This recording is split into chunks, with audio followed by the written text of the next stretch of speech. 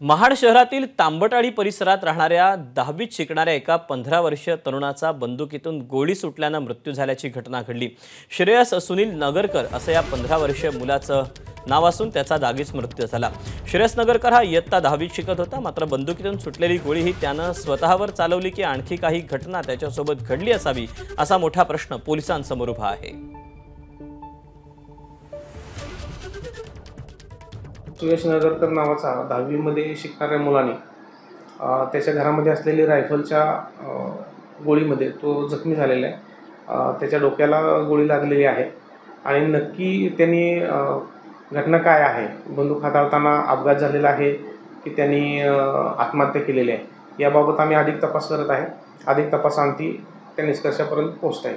परवान्याची रायफल आहे आणि त्याचा परवाना मुलाचे वडील सुनील नगरकर यांच्या नावाने त्याचा रितसर परवाना आहे। एबीपी माझा, उघडा डोळे बघा नीट।